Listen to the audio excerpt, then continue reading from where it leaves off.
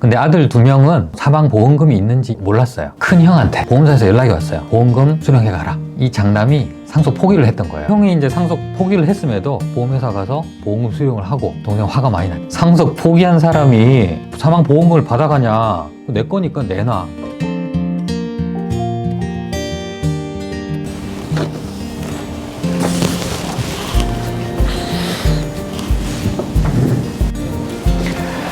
안녕하세요. 푸르른 날 채널의 최동훈 변호사입니다. 오늘은 사망과 상속 그리고 사망보험금 이 관련성에 대해서 얘기를 나눠보고자 하는데요. 상속을 포기한 사람도 사망보험금은 받을 수 있는지 궁금하실 텐데요. 오늘은 거기에 대해서 얘기를 다 나눠보도록 하겠습니다. 블로그에 소개된 사례 간단히 좀 부탁드립니다. 상속을 포기한 사람이 사망보험금을 받아간 사례였어요. 이제 아버지가 계셨는데 아버지가 갑자기 돌아가시는 바람에 어머님이 이제 2 아들을 키우기 위해서 좀 고생을 하셨어요. 이제 그때 어머님이 사망보험금 같은 이런 보험금이 좀 있었다면 남편 없이 아이들 키우는데 좀 도움이 됐을 텐데 이런 생각을 하셔가지고 혼자서 여러 보험 상품에 가입을 하셨어요. 그중에 이제 사망보험금도 있었고요. 그래서 이제 이 어머님 혼자서 이제 아들 2을 다 키우고 장가 다 보내고 이 어머님도 또 사고를 당하셔서 갑자기 이제 돌아가시게 됐어요. 근데 아들 2명은 사망보험금이 있는지 이런 건 잘 몰랐어요. 장례 다 끝나고 나서 큰 형한테 보험사에서 연락이 왔어요. 보험금 수령해가라. 그래서 이거 뭐지? 알고 봤더니 어머님이 사망보험 가입한 게 있었고 수령자를 이제 장남으로 정해놨던 거예요. 그런데 문제가 있었어요.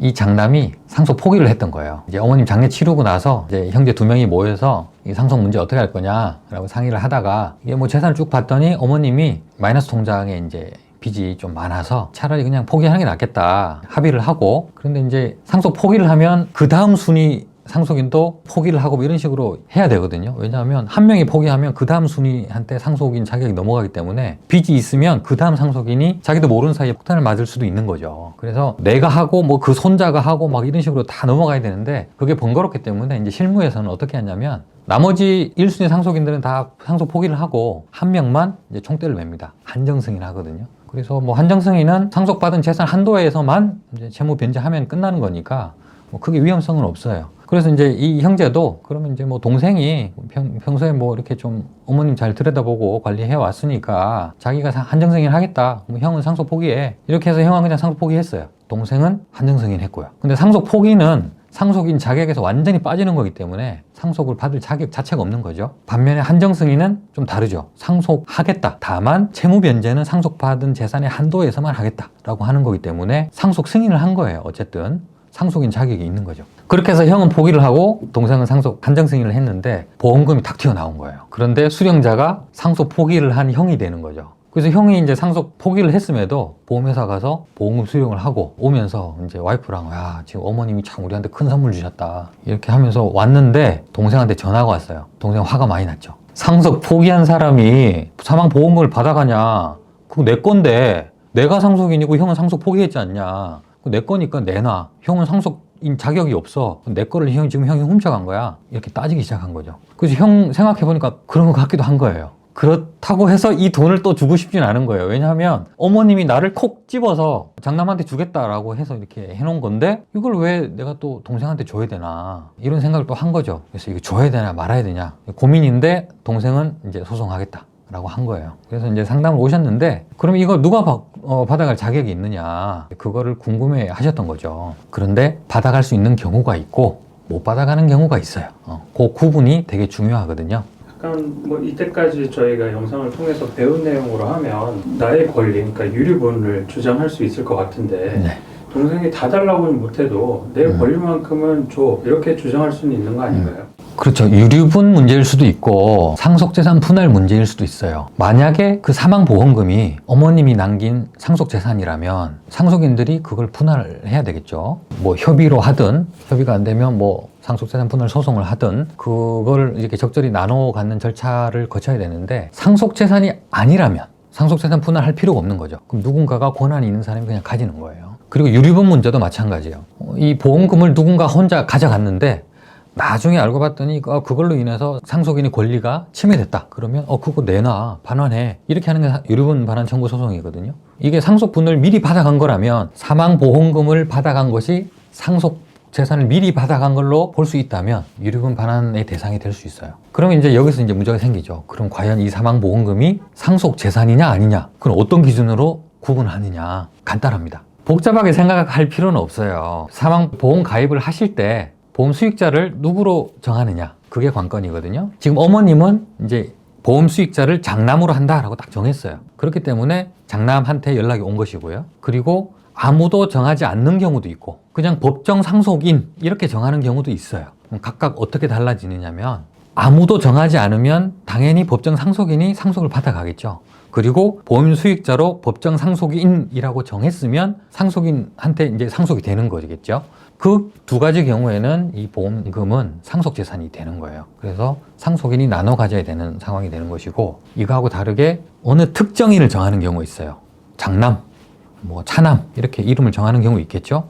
그런 경우에는 그건 상속 재산이 아니라 그 특정된 사람의 특유 재산이 되는 거죠. 그 사람의 개인 재산인 거예요. 상속 재산이 아니라. 그러면 그 재산은 뭐 상속인들이 나누고 말고 할 게 없는 거예요. 상속 재산이 아니기 때문에. 그러면 이제 우리 사례에서는 어떻게 되느냐?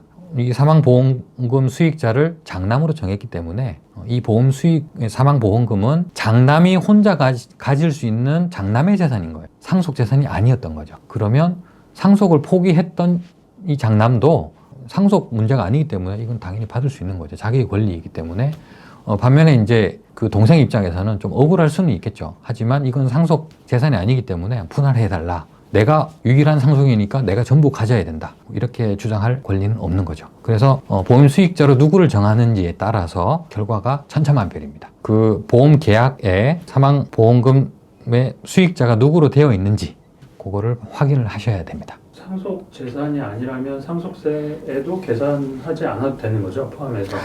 그럴 것 같으시죠? 네. 네. 뭐 상속 재산이 아니고 보험 수익자로 정해진 사람의 개별 재산인 거예요. 그렇기 때문에 당연히 상속세도 납부할 필요가 없다고 생각하실 수 있는데 네. 상속세는 조금 다르게 정해져 있어요. 상속 재산은 아니지만 상속세는 내라고 돼 있거든요. 조금 이해는 안 되실 텐데 법이 그렇습니다.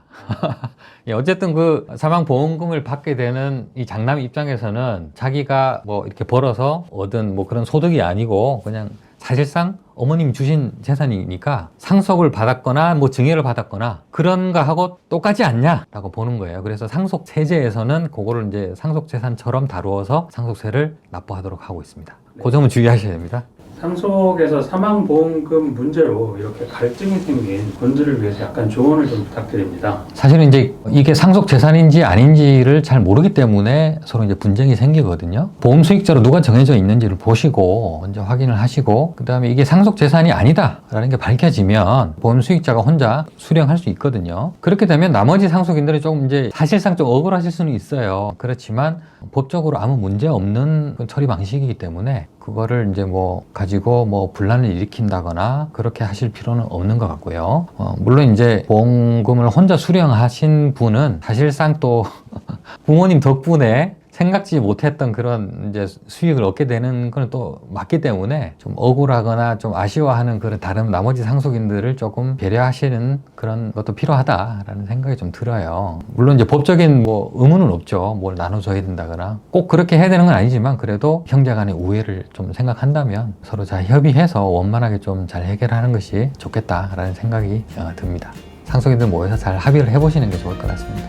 예, 오늘은 상속 포기를 한 사람이 보험금을 수령해서 분란이 생겼던 그런 사례를 소개를 해드렸습니다. 보험금을 수령할 수 있는 자격이 누구한테 있는지 거기에 대해서 오늘 좀 제가 명백한 기준을 알려드렸기 때문에 상속인들 간에 다투지 마시고 이 기준으로 명백하게 해결하셨으면 좋겠다는 바람입니다. 감사합니다.